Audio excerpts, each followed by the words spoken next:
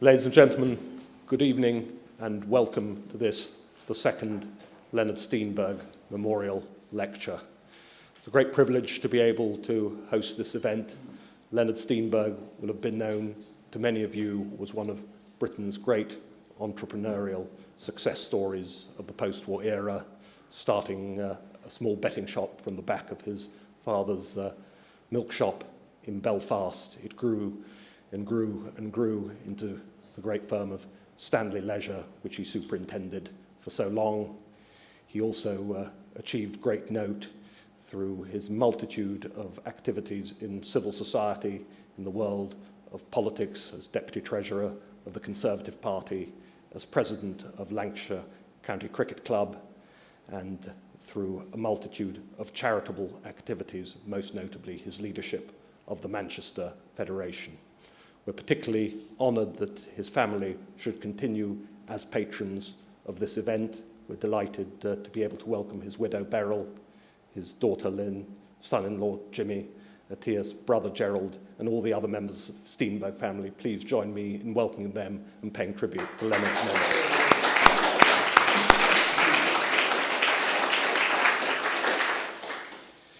It's of course particularly appropriate that our guest of honour should be addressing us tonight. It was of course he who particularly recognised Leonard's contribution to the Conservative Party as a whole, not least to its finances and to his extraordinary fundraising abilities when he appointed Leonard to the House of Lords as Lord Steinberg of Belfast, where he made a number of delightful contributions. My particular favourite was the one when the IRA perpetrated the largest single bank robbery in European history, a £20 million heist from the Northern Bank, and Leonard, in customary deadpan fashion, stood up and said, "I must declare an interest in this matter. I have an account at that branch of the Northern Bank."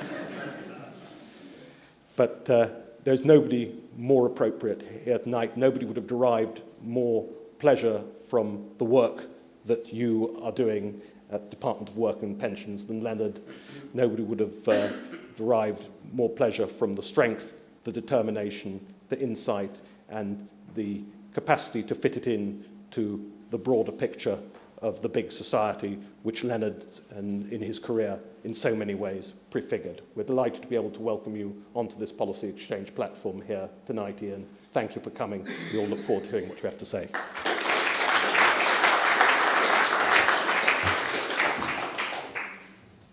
Move that for a second. Thank you. Dean, thank you very much indeed. I've known Dean for many years. It's a pleasure to know. He's now not writing about us, but just inviting us to platforms. That's a pleasant change. Also, I'd like to thank Lord Bute of Donegal, who's going to, I understand, give the vote of thanks. I say that in advance so that I may persuade you to make it suitably generous. It's a huge pleasure, actually, to be here to give the second Leonard Steinberg Memorial Lecture. I, obviously, as has just been said by Dean, knew Leonard personally, and I honestly, genuinely think he was quite a remarkable man. I was looking back the other day over some of the things that he said, and I came across this in his inaugural speech, which I remembered because I was standing there listening to it, and I want to quote this because I think it says a lot about him.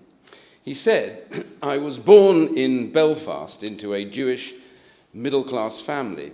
When I grew up, I joined the Ulster Unionist Party. When I emigrated to Manchester, I became a member of the Conservative Party. Along the way, I became a bookmaker and an ardent Zionist. Therefore, you can well imagine the heavy burden that I have had to bear." And I think that pretty much is it with Leonard. Though, as always, with everything Leonard ever did, said in a deadpan manner, it was true that he was different in almost every single way. Instead of sitting back and saying that one couldn't succeed because of all those difficulties that he described, and growing up in an environment clearly, obviously different in that sense with his background, nonetheless it drove him on. Against the odds, and even in the face of death threats, he became a successful businessman, a public-spirited citizen, and a great philanthropist. And I'm proud to say, most of all, for me, a good friend. Leonard embodied the principle that life is not what is given to you, but what you make of it, and what you leave behind for others. And I think that is a remarkable legacy. How we apply that principle, I think, therefore, in reforming our welfare system and renewing our society, I think, is a suitable topic for my lecture tonight. I note that this week marks the 2-year anniversary of the formation of the coalition government, and don't worry, I'm not here to sing out all its praises to you. I'm not going to use that, although if the Prime Minister asks, please do tell him I was fantastically singing its praises.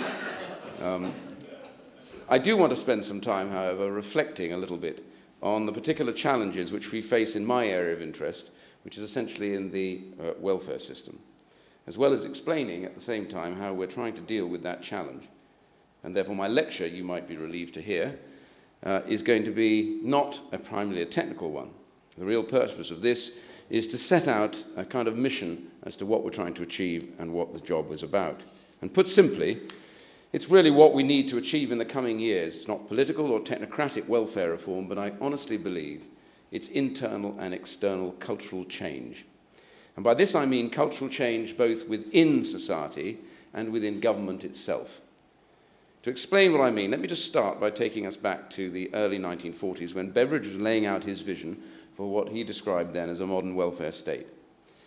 Now, Beveridge was driven by a desire to slay what he called the 5 giants that he identified in society at the time: want, disease, ignorance, squalor, and idleness. But he was also clear about the risks that were attached to this very laudable cause. And I just want to remind everybody what he warned us of. He warned that, and I quote, "The danger of providing benefits, which are both adequate in amount and indefinite in duration, is that men, as creatures who adapt themselves to circumstances, may settle down to them." And he was clear, and he warned at the time, that the system should not be allowed to, as he said, stifle incentive, opportunity, or responsibility. In other words, he was focused on the kind of culture that the welfare system could underpin. Would it be that one that fostered a society where people took responsibility for themselves and their families and treated welfare as a temporary safety net in times of need, or one that conditioned people to grow dependent on state support and in turn treat it as a long-term crutch? His fear was that if the balance was wrong, it would lead to the creation of a semi-permanent underclass. I just wonder sometimes what he would think if he were in this room now. So let me give you a flavour of some of the figures that I felt that we were confronted with and had to confront when I stepped into this particular job. 5 million people out of work benefits, 1 million on those for a decade or more, 1 in every 5 households with no one working at all, and almost 2 million children growing up in workless households. So this was the first cultural challenge that we face: entrenched and intergenerational worklessness and welfare dependency. And before you protest that this was just a product of the recession, remember that there were over 4 million people on out-of-work benefits throughout the years of growth preceding this. Under the previous government, employment rose by some 2.5 million. Yet more than half of that was accounted for by foreign nationals. And I'm not talking here about computer scientists or smart bankers. I did say smart bankers, didn't I? I'm referring to low-skilled jobs. To be clear, I'm not trying here to make a point even about immigration. Others may make that more clearly if they wish than me. Rather, I think the facts serve to remind us that we had a huge challenge with our workforce at home. Put simply, it comes down to a question of supply and demand. Large numbers were on out-of-work benefits, yet many were unwilling or unable to take advantage of the job opportunities being created. It became increasingly apparent that while we had a modern economy transformed under Mrs. Thatcher, we can argue about to what degree it now still needs to be reformed, nonetheless the nature of one section of society was left lagging way, way behind. And the problem is that while our economy was subject to a fundamental overhaul, our systems of social support received little more than patch-up jobs. It was an incredibly reactive process. A new challenge would emerge in the system, and governments would respond by tweaking things, adding new rules, new supplements, even new benefits. But it was all built on a kind of creaking edifice, and the result was a system of monstrous complexity. More than 30 different benefits, complicated by additions within each benefit. In fact, when I first walked through the door and spoke to some of my senior members of the civil service, I asked them specifically how many benefits were there. Could we settle this argument once and for all? Because this had been raging. And a couple of them said 32. And there was a pause, and I said 32, and the rest of them said 32. I said 32, and they nodded, and somebody at the back said, well, I'm not so sure about that, Secretary of State. Could be 52, depends how you add up the supplements. I said, so 52, and there's well, 52, and there was a lot of nodding, and finally somebody else said, oh, well, if we're going to go down that road, he said, we could get up to over 100. I said over 100, and the permanent secretary said, everybody out of the room, please, right now. And that is the real point, that even those legitimately charged with being responsible for them themselves are often finding it too complex to even begin to understand. And this is all compounded by the fact that when an individual started work part-time, they found it impossible to calculate if they'd be better off or not. Some of their benefits were drawn at 40%, some, as they moved into work, at 65%, some 100%, some net, some gross, some were only available at 16 hours, some at 24, some at 30. Feed all of that into a complicated computer system, because no normal person can calculate what it all means for their income and their take-home pay, or as Harold Wilson used to call the pound in your pocket, and you find that something extremely damaging happens. People on low wages lose up to 96 pence in every pound they earn as they increase their hours of work. In other words, for every extra pound they earn, 4p goes into their pocket, and the rest goes back to the government in tax and benefit withdrawals. So suddenly you have a system that is incomprehensible to those that use it, except the one thing that seems clear, it's probably not even worth taking the risk of taking that job. And so what did we do as a result? Even as the decade before the recession, while growth was booming, jobs were being created, welfare bills therefore should have been falling. Yet spending on working age welfare actually increased by some 35% over the period. And this wasn't just about welfare. In healthcare, in crime, in education, government paid out more and more to manage and maintain social problems rather than tackling them at their root. And I'm not really even specifically getting at one government. This, then, is the second cultural challenge that I want to touch on tonight, understanding how we as a society got to a place where we were unable to pay our way with an economy built on debt and consumption. I think the problem lies to a large extent with the culture of government spending which has developed. And this is a culture marked by an obsession with inputs, with pouring money into social programs so that governments are seen, politicians are seen to be doing something. And of course, big spending is attractive because it brings big media headlines. Politicians love big media headlines. Not all, as Ken keeps telling me. But anyway, my concern is that no one asks what will come out at the other end. In other words, what impact the spending will have on people's lives. Never asked. So let me give you the example of the approach to child poverty, which has predominated in recent years, which has frequently focused on the task of moving people from just below a notional poverty line to just above it. Some £150 billion was spent on tax credits alone for families and children between 2004 and 2010. It's worth repeating that figure, £150 billion in those 6 years, much of it in pursuit of that ambition. And some people were indeed moved over the poverty line, and in government and amongst lobby groups, that was seen as a cause of celebration. Yet I'm concerned that these celebrations may well turn out to have been premature. Moving someone from £1 below the poverty line to £1 above it might be enough to hit a target set up by people like me. But what about the people stuck at the very bottom? There are people who haven't even touched by this poverty drive. For example, many of those trapped far below the line on less than 40% of the median income. But equally importantly, when you lift someone above the 60% relative income line, do you really have any idea what impact actually that had on their lives? Do we have any idea what kind of sustainable change, cultural change, has happened? Because if it hasn't made a sustainable change, then you will not be celebrating for very long. The family you have moved over the line are liable to fall straight back again if you haven't tackled the real reason they found themselves on low income in the first place. Let me give you the example of a family with seriously addicted parents, drug-addicted parents. Simply giving more money to those parents may well get them over the 60% line, but it'll do nothing but feed their addiction. For as we know, the concept of addiction is it overwhelms everything else. And that will then take them to spend most of that money on their drug addiction, leaving them and their children still locked, and particularly their children, locked into a cycle of poverty. But invest the same money in targeting the root causes of poverty for them, in this case their drug addiction, intervening early, and you can make a much more sustainable change. And one, by the way, that is likely to be more affordable in the long term as you put people back on the path to independence and reduce the churn in the system.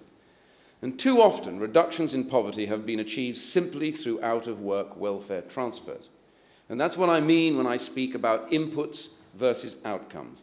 We have become comfortable with the idea of measuring the money we put in, but without really caring to ask what that money achieved in terms of life change at the other end. In many ways, the problem I've touched on here is also relevant to our pension system. Runaway government spending is a symptom of a wider problem. It's a symptom of a society built on debt and consumption rather than saving and investment. We know that some 7 million people in this country aren't saving enough for their retirement. Why? Because saving simply isn't seen to pay, particularly at low levels of income. This is the problem we currently face with this means test. There are honest and hard-working people on low wages who work all their lives and pay into the system, only to find that when they reach retirement, their neighbour, who probably never ever worked, can receive the same level of support through claiming a pension credit. What kind of message does that send out?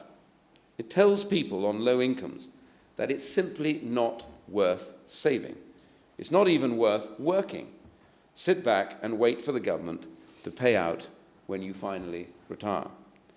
And over the years, we seem to have become addicted, as a result of all of that, to debt instead. In the lead up to the recession, we accumulated one of the highest rates of personal debt in the whole of the Western Europe, around some 1.3 trillion, even before the recession started. And we embraced a culture of live now, pay later, and look to future generations to pick up that bill.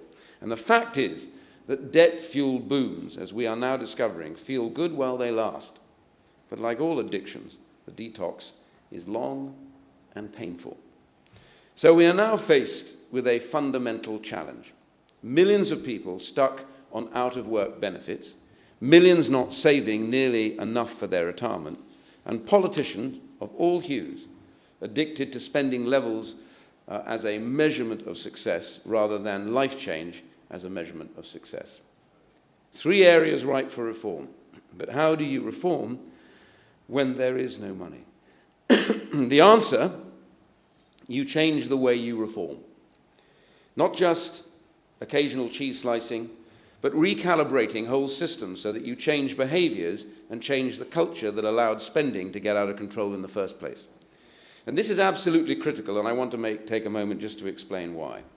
When welfare spending balloons, as it has done in the past, periodically, the temptation for successive governments has been simply to try and squeeze this all back down again, restrict access and other little devices.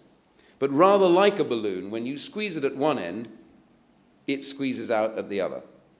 So while savings must be made, they have to be sustainable. Otherwise, once the public finances are back in order and the economy grows again, beloved of politicians, so the bidding war starts once more. Lobby groups put pressure on governments to spend more. Governments, in turn, dips its hand into all of our pockets to buy media headlines, and the vicious cycle continues. Structural change leading to cultural change is therefore, I believe, the key to this dilemma.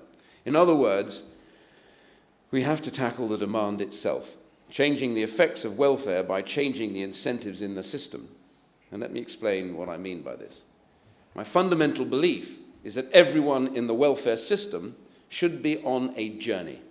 It should be taking them somewhere, helping them move from dependence to independence at whatever level they can achieve, but independence nonetheless as a progressive goal. So if you're looking for work, the system should make work worthwhile, and it should both support and encourage you. If you are a lone parent, the system should support you with your initial caring responsibilities while your child is young, but it should also keep you in touch with the world of work. Ensure that the earliest that you can, that you move back to the world of work, and, if necessary, make that demand that the timescales for that are much tighter. If you are sick but able to work in time, the system should support you, stay with you as your condition improves, and make sure you can take the opportunities to work when you are able. What we must not do is put anyone on benefits and then simply, as we have done, forget about them. It was too frequently done, as we did in incapacity benefit. In some cases, for 10 years, people weren't even seen by anybody, and their conditions simply worsened, and they got further from the world of work. But if a journey for people is our purpose, we have to recognize as well that our current welfare system is obviously not fit to provide it. And that's why we have to redesign it almost from scratch, making the journey more attractive, smoother, quicker, more supportive. And we do so in a way that brings welfare spending back under control whilst changing lives at the same time. In other words, we reduce the effective demand on the system by changing people's incentives. In the words of Beveridge, surely it's a time for revolutions, not patching. But if we are to build a new journey, this journey I spoke of, we have to recognize a very simple fact. Not everyone is starting from the same place that we do in this audience. And there is no point in assuming, for example, that everyone out there in the kind of groups that I'm talking about understands the intrinsic benefits of work, the feeling of self-worth that we will all take for granted, or the opportunity to build self-esteem or networks around yourself, or simply enjoy the life that you lead. If you're dealing with someone from a family where no one has ever held work, or no one in their circle of peers has ever held work, there is no point in simply lecturing them about moral purpose of work, or in just wielding a bigger and bigger stick. Politicians have tried this tactic over and over again, I think to limited effect. What you simply have to tackle is the world from where they perceive it. The biggest demotivating factor for somebody in that situation, and the one that many people face, is the fact that the complexity as it exists today of the system and the way that it is set up creates a clear perception that they will all tell you that work simply does not pay. Thus, after generations that they grow up in key communities, worklessness has become ingrained into everyday life. The cultural pressure to conform, as it is for the rest of us, but different, underscored by the easy perception that taking a job is simply a mug's game. It is this factor which can stop someone's journey back to work in its tracks. Changing this, therefore, is what I have been talking about with the Universal Credit and the Work Programme. It's what they are all about. Universal Credit as the new system introduced from next year, replacing all those work-related benefits and tax credits with a simple single benefit. And it's going to be withdrawn at a single constant rate so that people know exactly how much better off they will be for each extra hour that they work as they move through part-time work and eventually into full-time work. And this rate will be significantly lower than for the current average, meaning that work will pay for everyone and at each and every hour. And this requires investment up front, and we've agreed that, $2 billion to get it right. But if we do so and start reaping the effects of cultural change, we will save governments huge amounts down the line as workless households become working households, and we can expect that they do. But it's not enough on itself. And when you're dealing with people who are a long way from the workplace, who do not have many skills and do not have the work habit, you need to provide a system that supports them and helps them get work ready. That's what we're doing with the work programme and why we've asked some of the best organisations in the private and voluntary sector to deliver it for us. You know, really, it should really be quite obvious to us all that if you really want to get people back to work, then you need to give that job to somebody whose very job itself relies on them succeeding, not just to civil servants and politicians who one way or another will find excuses if necessary for targets. People who are paid only if they succeed. And they're going to be tasked with getting them back to work and they're then going to be tasked with keeping them in work, which is the critical missing component in most of the existing programs that we've seen. They are going to be given complete freedom to deliver support. I don't tell them how to do it, and nor does the Minister for Employment. It's about trusting these organisations are best placed to know what works and to experiment. Those two things together, two sides of the same coin. One without the other will lessen the impact. Together, they will become formidable tools for taking people on that journey and ensuring that it succeeds. And of course, we need that warning of benefits being removed if some of the unemployed don't try. But imagine how much more effective this becomes when the majority are then motivated to succeed. And what about the other areas quickly that I want to trot through before I come to a more substantial part that we are trying to make savings for? Again, the journey is the key. Let me give you a couple of examples. Let's take housing benefit. This is in part about removing a major stumbling block as people try to move back to work. It's difficult to try and explain sometimes, but under the system we inherited, almost doubled really in 10 years, some people on housing benefit were living in areas with incredibly high rents. And it was actually possible for families to claim over £100,000 a year to live in houses in areas that, frankly, would be far too expensive for most of us. And think about what this means, though, more importantly, not for just the cost, because that's all very obvious. But what does it mean for someone who is considering taking a job? There's a good chance that they won't, because they will fear losing their home as their housing benefit is tapered away. They cannot take that positive step. That is why sorting that out by capping the amount of housing benefit that a household can receive does, in a strange way for many people to understand, actually incentivize people to be in a home that they can actually take work from. And the same goes for our incapacity benefit reforms. It's about moving people back to work who have been left behind and forgotten, and staying with those who can't work to see if we can't get them back into the world of work. And we're plotting out a journey in our pension system as well, except that here we are looking to set people on a journey to a decent and sustainable retirement, whilst also reducing the pressure on the public purse. The solution here is to get people saving and then to get them started early. The first battle is to make saving the norm.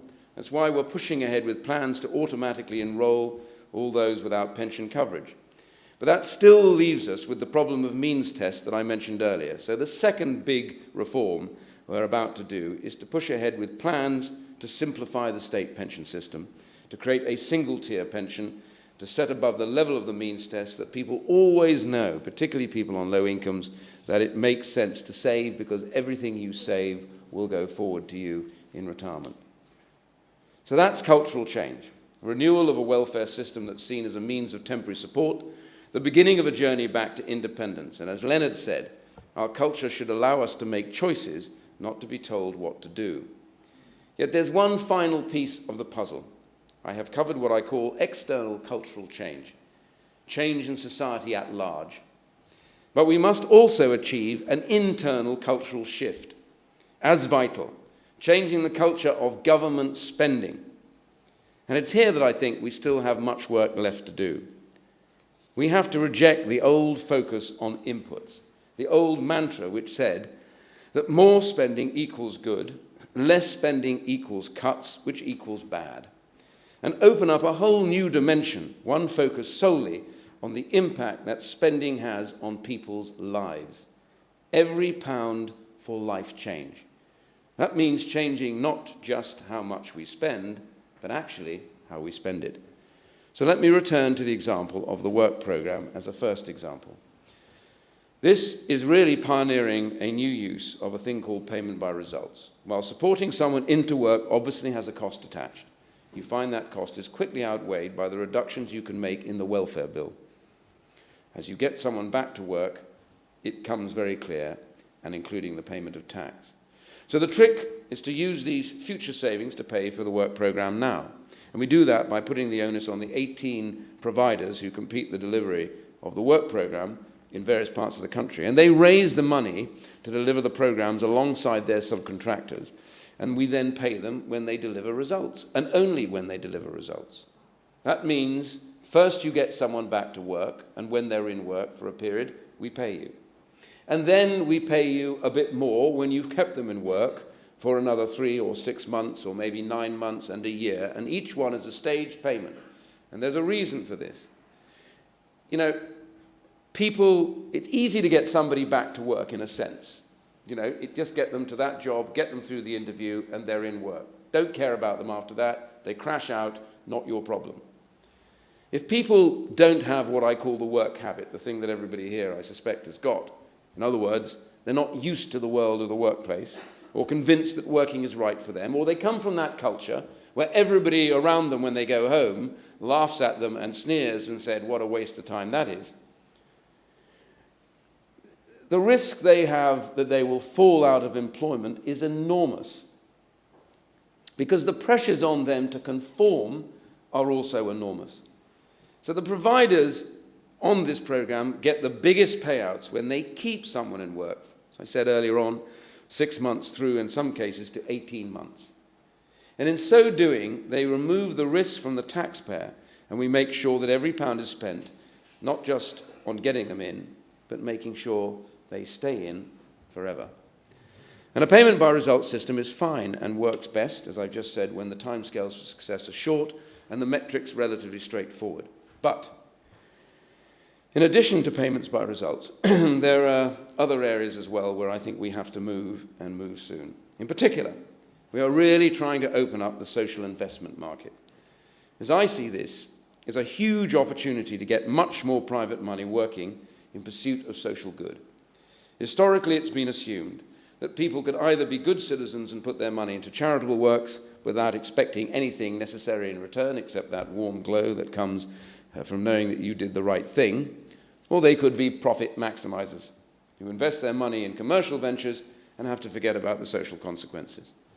Social investment, I think, is a way of actually uniting these two things, and it's about saying to would-be investors, you know, you can use your money to have a positive impact on society, and you can make a return. To get this investment, you need to have programs that are tested and accredited, that allows you to create a social bond around such programs over a set period of time that people can then invest money into.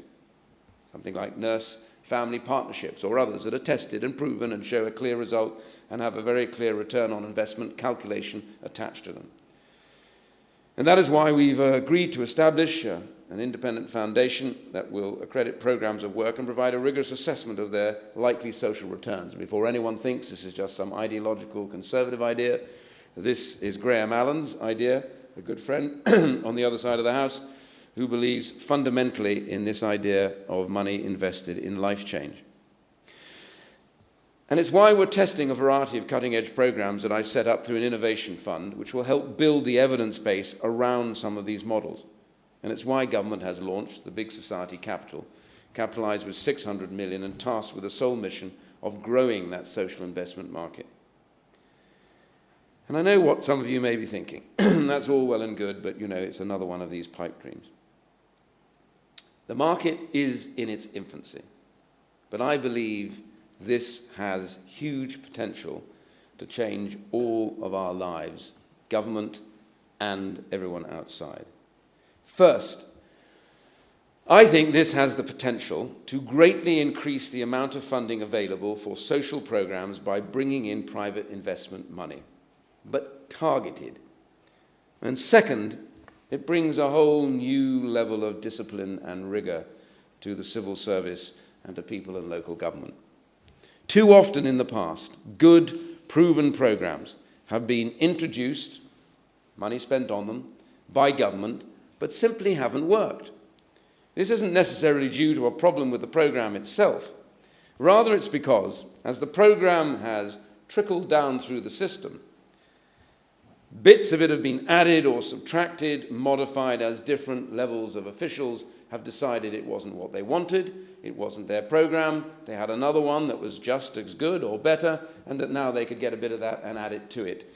And so it went down till finally, the program that was actually implemented was not the program that was originally intended. Small wonder then that it failed. Small wonder that nobody ever got penalised for having failed to deliver it. That has to change. This is because government cared more about what they put in than what came out at the back end.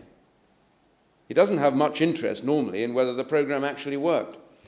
And once it was underway, the nature of the programme became largely irrelevant.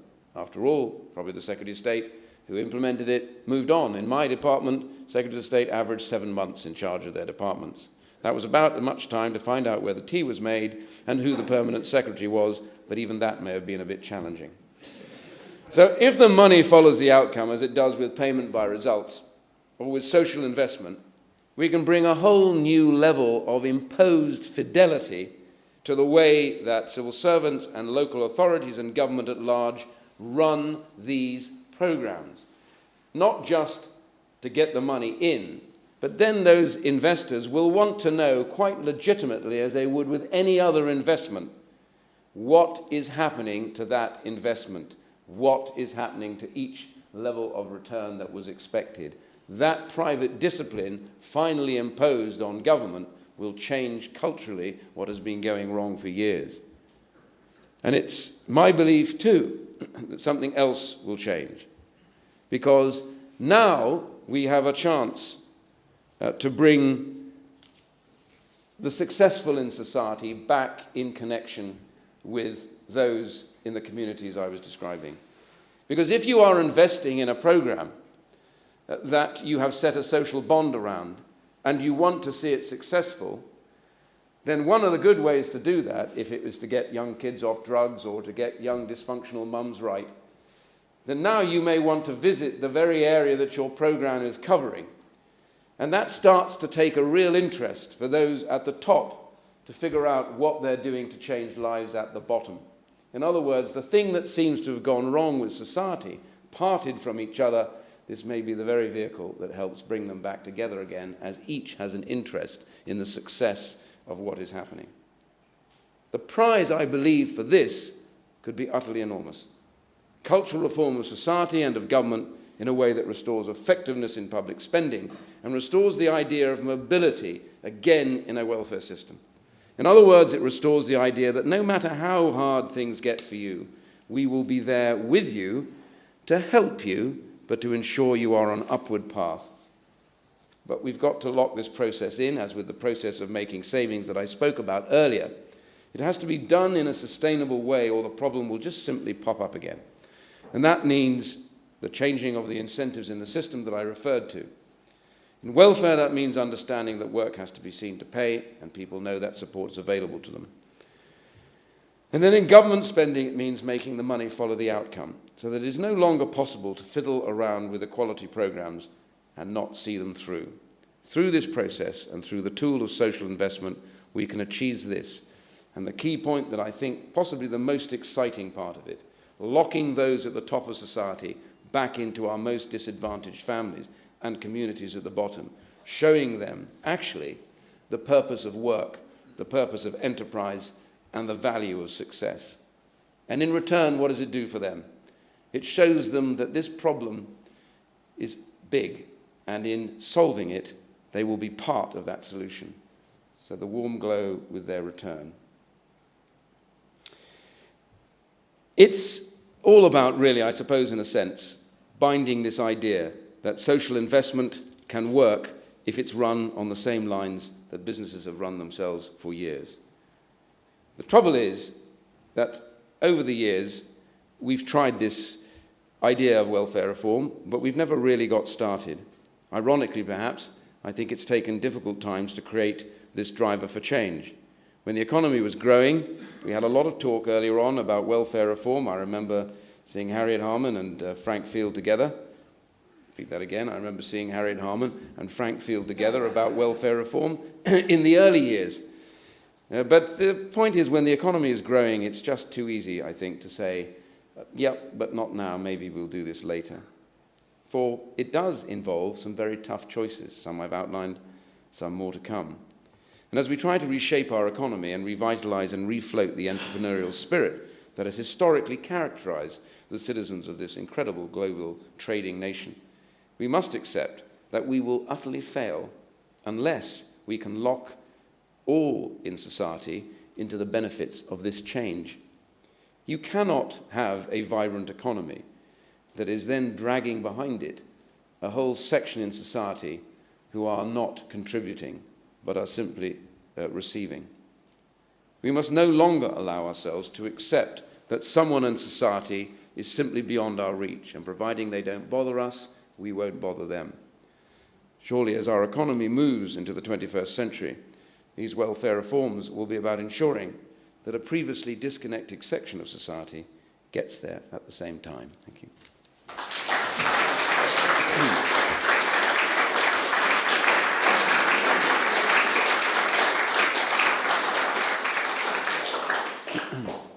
Thank you, Ian. I think open the floor for questions now, as usual, just state your name and organisation. Gentleman there, name and organisation. Floyd Millen from Yes Minister. Some fantastic ideas, really struck by the work you're doing on welfare reform. The last administration spent many, many years, and some would argue, paying people to stay at home. The challenge that you have now is really about the pincer action of creating jobs, getting people into work, because, as you rightly said, there are many individuals who have not known the benefits of working, many who have gone into work, but don't see, the financial benefit. And the universal credit is a great step forward. But how can we really, make some real groundbreaking decisions around jobs, maybe an industrial strategy? Because in the Midlands, in the Northwest, where there aren't as many white-collar type jobs, that's where the big challenges are going to be over the next couple of years.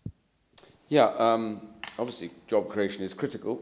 Can I just first of all say that we do tend to look, even in the midst of this difficulty that we're in and the problems economically we're in, we tend to see things through one end of the telescope. I mean, as I do with the Employment Minister, looking at the figures, I mean, it is worth reminding ourselves that, we're over 250,000 more people in work than there were in 2010, despite the difficulties, that, we are even now still managing to see a phenomenal change in the private sector going on.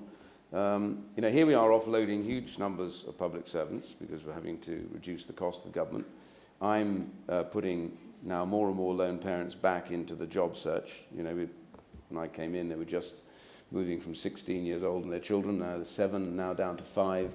So there are a lot more lone parents going back into that process. And the third area, of course, we're looking at people who are coming off incapacity benefit and moving back to work as we start to reevaluate their health position. So there's a lot of people going on to the unemployment register, as it were, the job seekers allowance register. Which is good, because for the first time, absolutely. For the first time we're actually seeing people not away. We now have the lowest level of economically inactive people for a generation now sitting on our books. But what's interesting is, the point I was going to make, is that what has astonished me, really, in a sense, is that the private sector, just for example in the last figures, is outperforming the offloads. That is to say, the private sector is creating more jobs than we are actually offloading and people having to go to find jobs. So, yes, these are difficult times, and yes, we have to do a lot more. A couple of comments about that in a second. But we should start from the base that maybe for the first time for a long, long time, the private sector is beginning to respond out there to, in very difficult times, to creating work. So we start from a base, unlike, say, in a place like Spain or where it's completely dead. It is quite remarkable that in the UK, the private sector is really beginning to respond. Now, we've more to do, obviously. There's a huge amount we have to do to free up some of the burdens on the smaller businesses, and I know there's proposals coming through from the Business Secretary and from the Chancellor. We've got to find them, and we're doing this now, getting access to better capital for lending. And one of the problems we face, too, is the dilemma of in the banking sector, where, we are asking and telling the banks, because of what happened, they have to hold greater capital, and the regulator is making great play about nailing them to the wall on that, yet at the same time, we're also asking them to lend more money. So, these are things that we need to be conscious of, that we need to decide, in a sense, which battle it is that we're actually fighting out there at the same time. So we do need to improve the situation for small businesses, but I simply say, yes, that's all got to be done yet, and we need to get that growth going. But I think one of the interesting things is, notwithstanding these difficulties, I think the seeds of that growth are out there right now, So if we get this right, then I think we will see a real blossoming of private sector growth, which, if you remember, before the last election, it was mostly public sector growth that was giving us jobs, not private sector. It's completely the opposite right now. So that's a good base start for us. Gentleman at the back, name and organisation, please. Jonathan Thornton, Albion Ventures. I just want to give I suppose more of a comment of personal experience of two of the key points that I think you made. One was the fact that the disincentives to going back to work.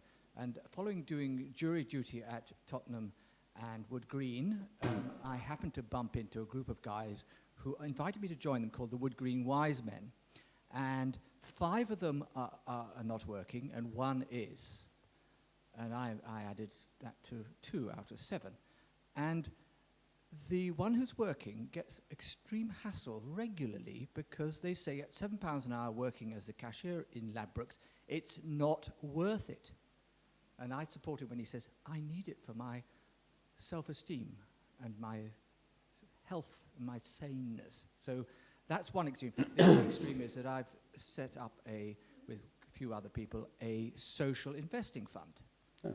And we've got 150 people who've lent interest-free, on average, £14,000, and it's now $3 million. I could say it's £2 million. Got to think in both currencies, and it's £2 million with 150 people, and it's been going for 10 years, and it's the initial people have got their money back with no interest, and they are so. The impression I get as the chairman of the trustees that they think it's a really good thing because they get the glowing reports every 6 months and they get their money back.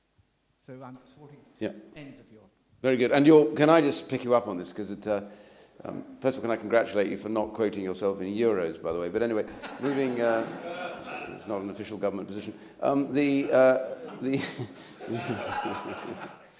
Your first comment is absolutely true. It is hugely changing the culture of peer group is important. Now, what's interesting, though, reversing that for a second, what we do find is that when somebody from a community like that, a young person, goes back to work and you sustain them in work, the problem has been the stories, when someone like a lone parent goes to work at 16 hours and the job develops, which they all do. Jobs very rarely stay static at that kind of hours, so they might be that they've got room for 18 hours, not 16. She can't afford to take the 18 because she loses so much. So eventually she crashes out of work. Of course, one of the problems is, under the present system, because it's so complex, she then, having lost a chunk of her housing benefit, it can take her up to a month to get the housing benefit reinstated. So she actually is worse off, and then she finally gets reinstated. She will tell everybody, don't waste your time. Because that experience is scarring for her. She'll do it once, but she won't do it twice. So she tried it didn't work, she hated it. No one stayed with her, she certainly wasn't mentored, and when she came out, it was a disaster. The point about the universal credit, it's automatic, so we should make that seamless. But the most important thing is we keep them in work. But the key thing is, when it succeeds, and this is really interesting, when it succeeds in those communities, there is very clear evidence that that single good apple starts to change some of the rotten apples around them, because what happens is they suddenly see this character changing. They have more purpose in their life. They begin to focus. They've got somewhere to go in the morning. They look healthier. It's quite remarkable. And there is very good evidence that around that, cultural shift starts to go out like waves in other directions. So people start saying, well, I might try a bit of that myself, actually, because, he or she's looking great. So get it right, and you'll have that set of consequences. And on the social investment side, I'm passionate about this because I am absolutely convinced that this will drive such a big change through both us in a government sense, civil service sense, and with business too. I think this, just at the beginnings of this in terms of social impact bonds properly measured. I think that'll be critical. So I'm pleased that you're involved with it. At the back. Carolyn at the back. Name and organisation. Hello, Iain. Thank you. Given that there will be... Sorry, can you hear me? Is that okay? Yes. It's Carolyn Quinn from Carolyn the BBC. Quinn from BBC. Yeah. Off duty. Off duty. Off duty, yes. I suppose never off duty. Anyway, given that there will be another spending review, and there has been talk, hasn't there, of several more billions being hacked off your budget. And maybe I'm unaware of negotiations that have been going on. However, how does that affect the investment that you clearly need to factor in to get many of these measures off the ground? Well, the investment that I spoke about, universal credit, is completely agreed, and it's kind of locked in, really. So we've agreed that, and actually the Chancellor has become really very favourable and passionate about it, I think. So my conversations with him endlessly, we don't question the purpose of it.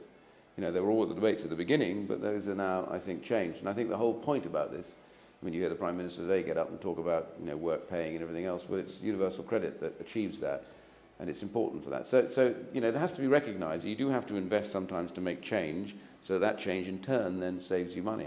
Just even on fraud and error in a system like that will greatly reduce some of the fraud and error that comes out of tax credits because of the difficulty in the fact that you spend a whole year predicting where someone will be at work on tax credits, but people in that area do that with their hours and often forget, don't understand, confused about notifying. Well, under universal credit, automatically, that will go straight through, so it adjusts month to month. So straight off, you won't have this end of year, oh, we've overpaid you by £10,000 or something, can we have it back? Well, I spent it. So there's the problem. So things like that just automatically start to flow. So there's big problems. With regards to general further savings, well, this is a government commitment to stick within its deficit reduction targets, and all departments are party to that. And no single department is alone in that endeavour. So, and it hasn't started yet, so I can't really fill you in. I stand waiting for the call. Lord Wiggins, a question. Outrageous slur. Why are you suspicious of me? Minister, many of us have, for a considerable time, admired your approach to the problems that you enunciated here today. And we would like to see success in terms of what we believe is a sensible philosophy. However, the government came to power on the basis of localism. Yeah. And that is a word that appears to be forgotten. In terms of the administration of social security and social services, we now have the best organized operation in probably is a word, but that's called the civil service, which has little relationship, which has little concept of localism. And therein, I believe that the very valid points that you put to us tonight have little chances of success because we do not have the mechanics, we don't have the means to implement it because there is a distance between society and the administration. Well, I can understand your frustrations about the kind of central nature of government and of the way that these things are administered, and I, in many senses, share that. But the thing that I'm talking about here, let's just take the work programme, isn't by its very nature actually non-central government, because imagine what I'm saying. I'm saying in 8 areas of the country, I have said to some prime contractors who themselves have a series of subs, including charitables. The administration is totally central government. Well, actually, they have to administer it because they'll administer it locally. So in other words, they have to use local providers, I say local within that region, and the idea is that they themselves will be based in those local vicinities. So the first thing I'm doing is taking the civil service out of that, so that becomes a local affair, and it's set around the local needs locally. And as it develops, you'll find that much more on the network of local community groups and charities involved in changing people's lives on drug addiction or whatever it happens to be, will actually grow with that as more and more of those kind of people come through from Employment Support Allowance. So the work programme is partly the answer to what you're saying, is it is a deeply localised affair and it is deeply non-national government. We start the programme but now it's over to them, and I do not tell them what to do, and if I did, I would expect them to tell me in sharp words, Anglo-Saxon, shall we say, that I have a place to go, which is a long way away. And the point is that that would be a good thing, and therefore I won't be tempted to do that. And on the universal credit side, of course, the universal credit it actually can be administered eventually much more locally. To begin with, it has to be centrally, but we are looking at how this may be administered locally. So the whole thing, ultimately, will break that process of national running, and it will become much more local and eventually set around what local requirements are. So I hope that meets your needs, and I'm sure it will in due course. There are lots of other things too, such as council tax benefit is being localised. The social fund I've localised, giving to councils, because right now it's done on a telephone, so people can get up to 10 or 12 social fund loans they've been going on because nobody knows who the hell they are. But now they have to go face to face to see somebody and say, wait a minute, you were in here last week, you've got a problem, we need to deal with your problem, not just keep dashing money out to you the whole time, which is what's going on. So all that, didn't mention, but that's all part of the reforms as well. Thank you. Lady third row. Name and organisation. Hello, I'm Margaret McKinley. I'm the chair of the Gangmaster Licensing Authority, and if you don't know what that is, I'll tell you later. It's not gangster licensing, is all I will say at this stage. I thought for a minute we were going to license the street gangs, but yes, absolutely. A very free market way of looking at it. One of the things in our area, we deal with workers in agriculture and horticulture, and a very high proportion of the people who work in the jobs are immigrants. Who come in particularly from Eastern Europe. They're perfectly legal, but they're here. When I talk to the gangmasters, they say that they would like to employ British people, but that there isn't the work ethic, and that they are under such pressure from the supermarkets for cheap food, which in turn the government likes supermarkets produced, and there seems to be a vicious circle that they can't afford the inefficiency of taking on workers. And so it drives me to think, well, what is the solution to this? Because there needs to be youngsters who are work fit in order for that circle to go round and round. Well, that's part very much of the reforms that I'm talking about here. It's, there are a number of things I didn't particularly touch on tonight which go behind that. I did talk about, for example, the juxtaposition between being out of work and being in work. So straight away, the point that being in work pays, being out of work doesn't pay you the same. So the start is the incentive back to work. The second, if you're going to do that, you have then a program the work program that then says, here's a job, it's ready, you go and take it. Now, we do need, therefore, the conditionality, which I've just increased and simplified, so that it says, you don't have any other choice. If that job's available, you take it. If you don't, then I take your benefit away from you. So now they need to know there is no point back of return. That's the important feature. Up until now, it's been very easy to just find lots of reasons why you don't do something. So we have to be very clear that the way we answer this is by saying, no, there isn't a second course here. And we've also given to the job centres now a thing called the mandatory work programme.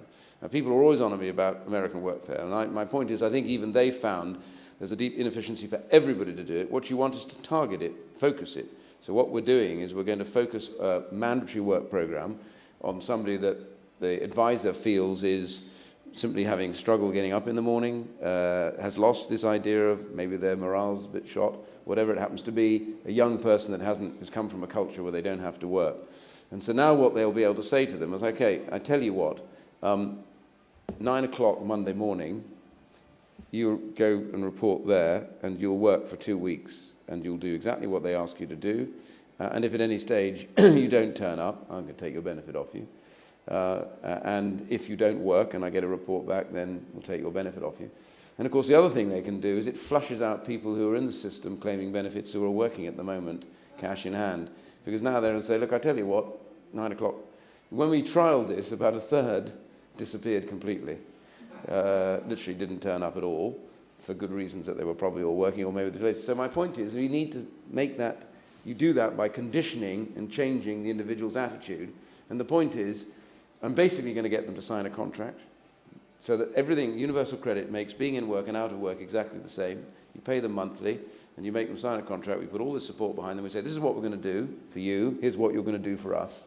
You now have to turn up. You need to attend the interview, you need to try at the interview, and you need to accept the job, whatever the job is, whether it's flipping hamburgers and whatever. If you're out of work, that's the job. It doesn't matter if you're training to be a brain, a brain surgeon or whatever. Right now, that's the job that you were offered, that's the job you're going to take, because that's the condition that we make on you in the system. So simplifying all of that is also part. That's my point about if you do all this other stuff, now you can put behind them the conditionality that says, here's what society expects of you, and if you don't want to do that, that's fine, but you just discharged society's responsibility for 3 months, 6 months, and 3 years in short order for you. So that then becomes seamless, understandable, and simple, and they will be told that on day one. It will be there in the note. This is what will happen to you if you don't comply. So changing that is part of changing the culture. And again, some of the early programs we want to put in, and Graham Allen will be critical to a lot of this. I know Graham was meant to be, I don't know if he's here now, but the idea that things like getting some of these families sorted out very early on, these dysfunctional mums, all this kind of stuff, sorting them out very early is critical as well. So changing the whole culture that says, let's get to them and their kids before they become a problem, before this thing exists, and start that process. And getting young mums out to work is very important because it sends a signal to their children. That I say to people, well, lone parents versus couples. I said, no. This universal credit is brilliant for this because we don't look at people, we look at households. So all I know is how much money does a household get in benefits and how much money does a household get in work for the first time ever. I'll know that. So then I'll be able to say, I don't really care. It's a household. Every household must try and sustain itself through work. If there's 2 parents, fine. If there's 1 parent, nonetheless, a household must have work. And a child should grow up in a household knowing that work should be in that household. That's what you should strive for. And that's the beginning of a big cultural change and a shift. It'll take a little while, I accept. It's not going to happen overnight. But, we can get people believing that work, whatever it is better than no work. That's localism. It is. Lady, 5 rows on the back there. Maeve McGoldrick, Community Links. Sorry, I didn't hear that. Maeve McGoldrick, Community Links. Hi. Just a quick question. So we've been working a lot on universal credit in the work programme and fully supportive of all the reforms that currently come in. But my question is linking the welfare reforms to your poverty agenda, and you haven't touched much on your social justice strategy at the moment. I'd be interested if you talk a little bit about that. In particular, I think our concerns are you have universal credit and a system that encourages people to move off benefits and into work, but there's still something to be said about the current national minimum wage and whether work actually pays within itself. I'm wondering what's on your agenda for looking at the national minimum wage in the long term over the next 20 years in relation to the poverty reduction agenda. I think that for us, that for the customers that we support on the work programme, that's absolutely fundamental, and it's actually making work pay, that they can see the value in that they can survive and actually move out of poverty whenever they're fully financially independent. So that leads on to the point about progression, and it'd be interesting to see if you have any thoughts on payment by results being linked to progression in employment rather than just sustained employment. For us, again, that's the next step over the next 5 years. And then finally, very quickly, in terms of labour market activity, do you think that there's a need for a UK cross-departmental strategy on enterprise, particularly focused at small and medium-sized businesses? Because at the moment we find there's a huge differentiation between each government department around self-employment policy, for example, definitions of self-employment and how that works, and I think that's a fundamental next step that needs to be taken. Right. Okay. Let me just deal with some of the points about the poverty and the progression through work, to start with the back end of it. First of all, I think the one thing you can say about universal credit will have an effect on poverty, what I call real poverty, because of the nature of the transfer of income in the process, which is that the people at the bottom end of the income scale will actually benefit much more. Why? Because the nature of universal credit, just to understand it, technically involved, is that it's 2 things. Everyone thinks it's the simple taper that takes away benefits at a set rate of 65% or whatever, It's actually more the disregards. Now, the disregards are the amount that you disregard as somebody enters work depending on what their condition is. So, if it's a disabled person or if it's a lone parent or whatever, you allow a certain amount of income to be earned before you taper away. And that's because that deals with this thing called it's the entry to work tax rate. So it's the participation tax rate, because we all talk about marginal tax rates, which is actually really the tax rate when all things are put together when you're in work what you suffer as a result of withdrawals. That's the marginal tax rate. The key bit for getting someone to work is what I call the participation tax rate. And that's the bit that, as someone enters work, immediately they're better off. Literally is the first step across the line, that rate there, and that's the disregard. So that bit is where you end up with your big transference. And so at the very early hours of work, that's getting somebody into work, the incentives are really very high indeed. And right further up the scale, they're slightly less. So the progression in work, well, now you have a system that then pays by every hour. In other words, it pays by every hour to be in work. The next phase is kind of the phase that you're looking at. First of all, we get it in, and then we talk about, okay, now we can say to people, but we have an expectation that you progress through work. So you don't, gone are the days when we say someone's at 16 hours, that's it. Now we say, look, you're at 16 hours, but I think we then revisit, and we will be looking at people maybe saying, well, I think it's time we got to about 18 or 19 hours minimum. We're not looking at hours, I'm just talking to your hours, it'll be on income, but I'm just giving you an example. So you start to say to people, progress through the system, and we'll help you, and if that means finding an extra job or whatever to make those hours, we have a view that this should be progression depending on your conditions, so that you start to move to eventually break free of the benefit system, and that's the whole point. So this allows us to do that because of its simplicity.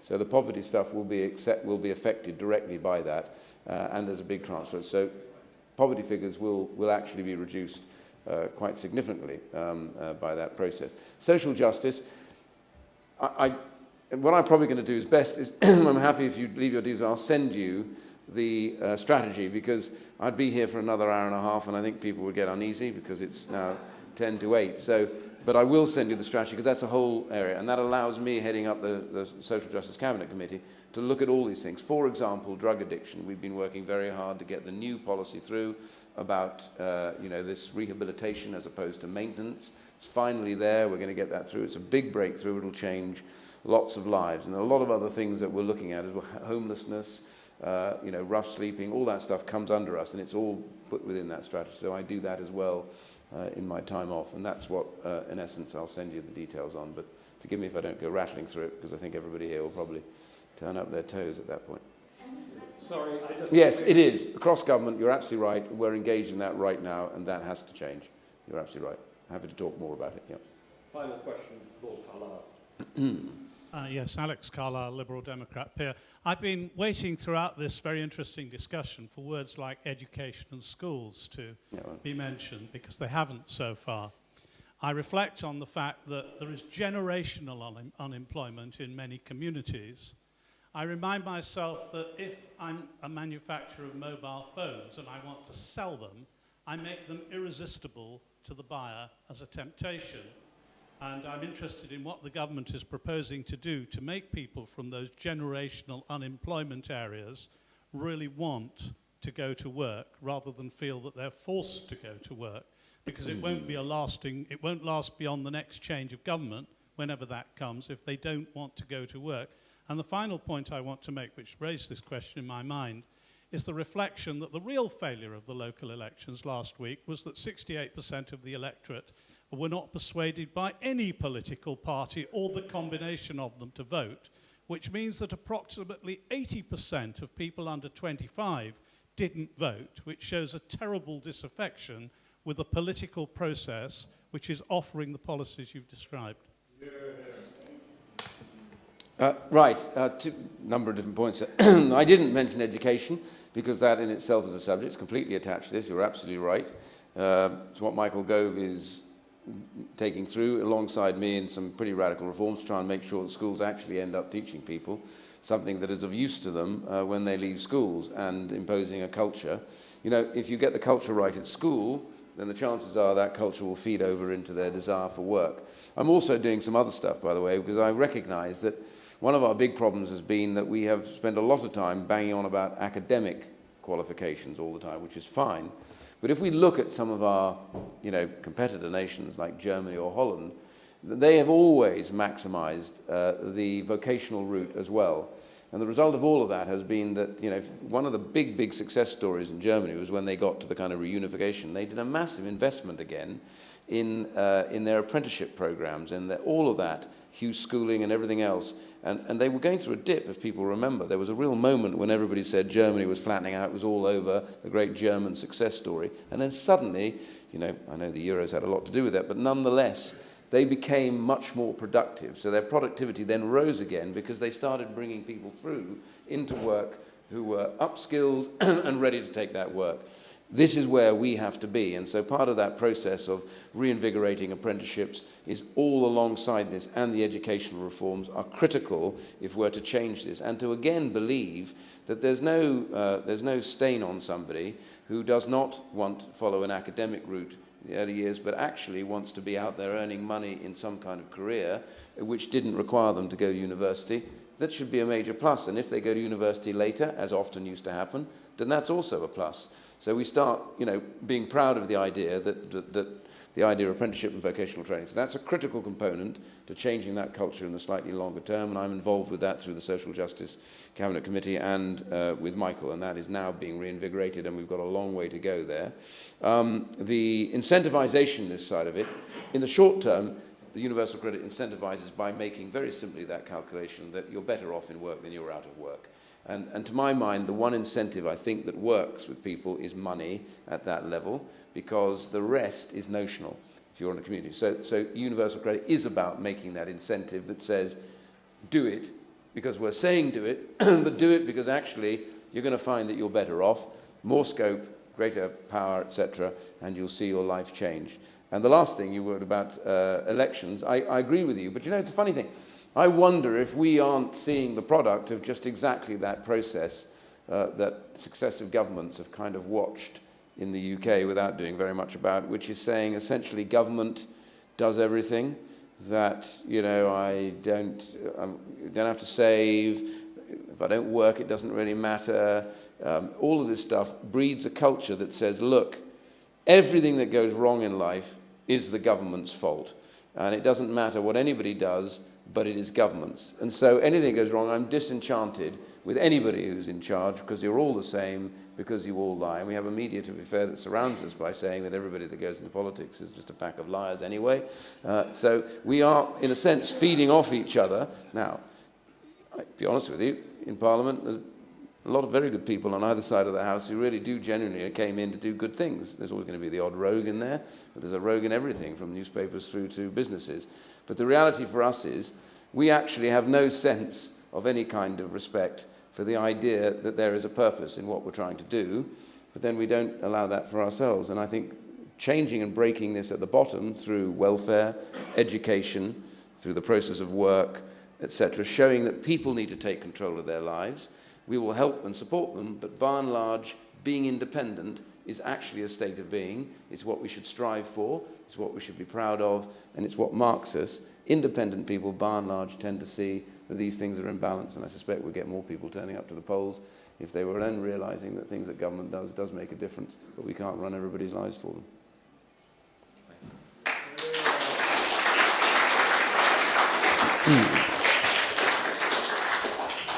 Iain, thank you. It's now my great pleasure to call upon Lord Bew of Donegal, independent crossbench peer, to deliver a vote of thanks. Nobody more appropriate to do this than Paul, not least because of his friendship with Leonard Steinberg, the multiplicity of common interests which they had, ranging from unionism to Zionism. Paul wrote some of the authoritative accounts of Ulster's economic history. Leonard, of course, made that economic history. You're doubly qualified to perform this role tonight for our guest of honour here, not least because of your shared Cork heritage with him and the fact that your parents were all in the RAF during the war, so I think it makes you the right man, right place at the right time. Paul, welcome. Thank you.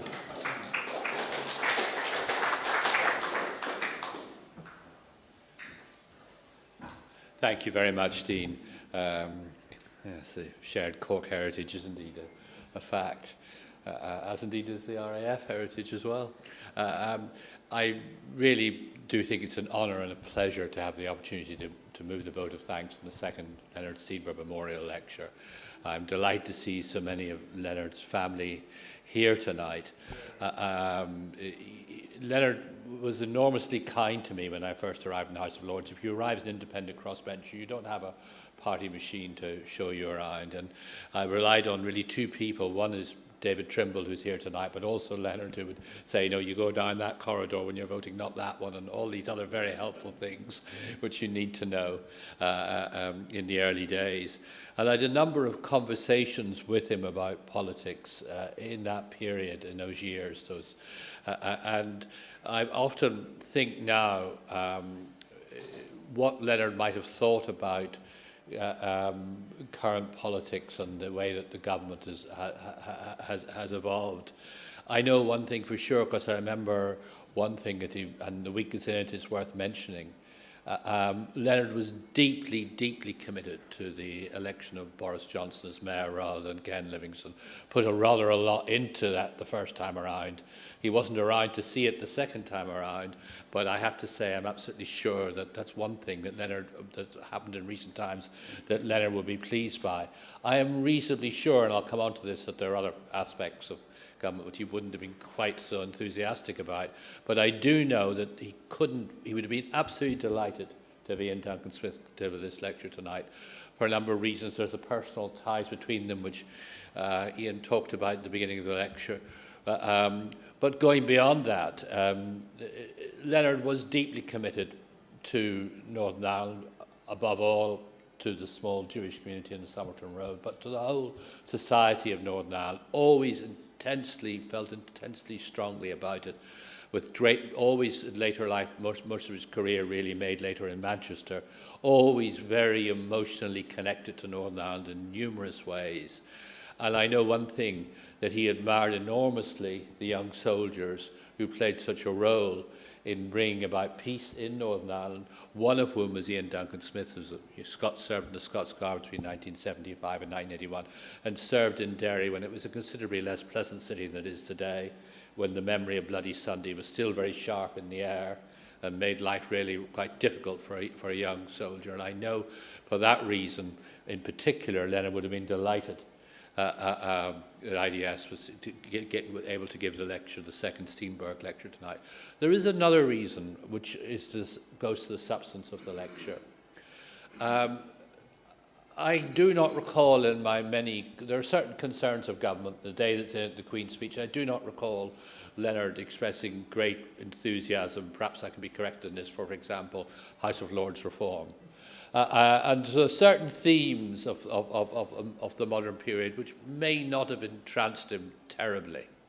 But on the other hand, there are certain things which I know that he did believe in, and one is reform social welfare system 70 years after Beveridge, and that original, crucially, tremendously important humane impulse in our society, and the sort of questions that Beveridge was asking, Iain reminded of at the beginning of his talk.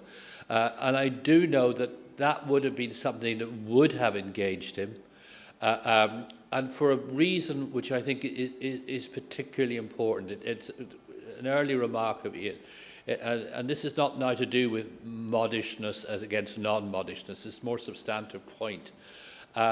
It's to do with reforms which have a purely technocratic impulse, and reforms which are based on a theory of internal and external cultural change, which you talked about earlier. I think Leonard was uneasy about reforms which had largely technocratic impulses, and I think he would have been uneasy about some of the things that we have seen.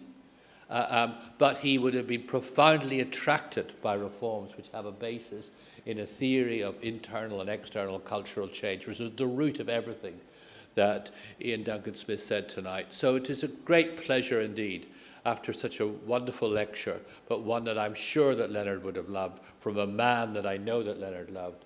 It was just to offer the vote of thanks this evening. Thank you all very much. Thank you very much.